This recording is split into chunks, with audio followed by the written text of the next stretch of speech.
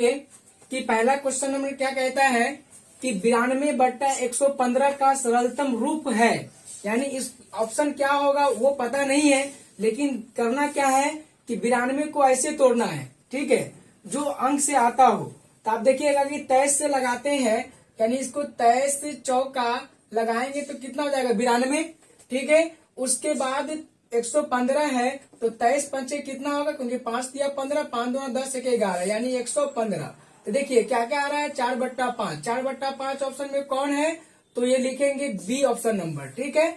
Option क्या हो जाएगा बी, ठीक है। उसके बाद ध्यान देंगे क्वेश्चन नंबर दूसरा, ये दो परिमेय संख्याओं के बीच अधिकतम कितने परिमेय संख्या हो सकती है। आप सभी को पता होगा ये कितनी परिमेय संख्या हो सकती है, तो अनंत लिखेंगे। क्या लिखेंगे, अनंत। निम्नलिखित में किसका दशमलव प्रसार शांत है, तो दशमलव प्रसार शांत करने के लिए बोला जा रहा है। तो देखेंगे इसको अगर तोड़ते हैं, यानी 11 8 88, यानी 11 और 8 गुना के इस पर गुना का उस पर क्या होता है, बराबर में नहीं है। तो ये तो पहला ऑप्शन गलती। फिर 13 को चेक करेंगे, बी का ऑप्शन चेक करेंगे तो 10 को देखेंगे 21 और 10 को गुना करेंगे तो 210, ये भी नहीं होगा, ये ऑप्शन नंबर गलती। उसके बाद हम चेक करते हैं इसका, तो क्या होगा 40 गुने 40, तो ये क्या हो जाएगा 40 और 40 गुना के इस पर गुना के उस पर आ रहा है, तो ये ऑप्शन सही होगा। और ये देख लेते ये तो पहले ही होगा कि 11 गुने अगर 10 से गुना करेंगे कितना हो जाएगा 110, ये ऑप्शन भी नहीं होगा। तो ऑप्शन नंबर क्या हो जाएगा सी, ठीक है। फिर आपके बाद आते हैं बहुपद, यानी चौथा क्वेश्चन कहता है बहुपद dy² plus by plus a के शून्यंकों का गुणनफल होगा। तो फॉर्मूला आप लोग को पता होगा कि ये फॉर्मूला क्या होता है कि a के जगह पे हम क्या लिखेंगे d, और b के जगह पे क्या लिखेंगे b, और c की जगह पे क्या लिखेंगे a। तो देखिए शून्यंकों का गुणनफल पूछा गया था। फॉर्मूला क्या होता है अल्फा प्लस बीटा बराबर माइनस बी बाय ए, और गुणनफल पूछा है तो अल्फा यानी कि अल्फा गुने बीटा सी बाय ए।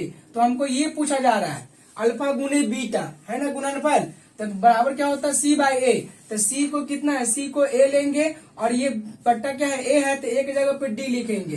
तो देखेंगे ए बट्टा डी किस में ऑप्शन आ रहा है, ए बट्टा डी ये चौथा में है ना, तो ए बट्टा डी ऑप्शन हो गया, ठीक। उसके बाद इसको मिटा देते हैं। अब ये आगे क्वेश्चन देखेंगे, उसके बाद फिर चलेंगे, ध्यान दीजिए। उसके बाद ये कहता है √18 का परिमेयकरण गुणांक है। देखिए परिमेयकरण गुणांक यानी गुणांक पूछा जा रहा है, तो गुणांक होता है परिमेयकरण। जैसे कि आप देखिए √18 है, ठीक है, या 1/18 कर देंगे। तो ये क्या करेंगे परिमेयकरण होता है कि नीचे वाला जो अंक है वो ऊपर नीचे दोनों गुना होगा, इसको बोलते हैं परिमेयकरण। तो इसको गुना कर लेंगे तो क्या होगा √18, और इन दोनों को गुना करेंगे तो 18, ठीक है। तो देखेंगे कि परिमेयकरण की किसका गुणांक है, ये गुणांक कितना है, ये 18 का गुणांक कितना हो जाएगा तो 18, यानी कि ये हो जाएगा ऑप्शन नंबर डी, ठीक है। गुणांक पूछा जा रहा है, गुणांक मतलब कि √18 ही है, ठीक है, समझ गए। उसके बाद इसको मिटा देते हैं। आगे देखिए कि सबसे छोटी अभाज्य संख्या क्या है, सबसे छोटी अभाज्य संख्या यानी कि सबसे छोटी अभाज्य संख्या कौन होगा 2, ठीक है। अब आते हैं 7वां नंबर क्वेश्चन, यदि a बराबर BQ प्लस R जहां a और b धनात्मक पूर्णांक हो तो यानी ऑप्शन क्या होगा वो हमको पता नहीं है, लेकिन बनाएंगे तो मालूम चल जाएगा।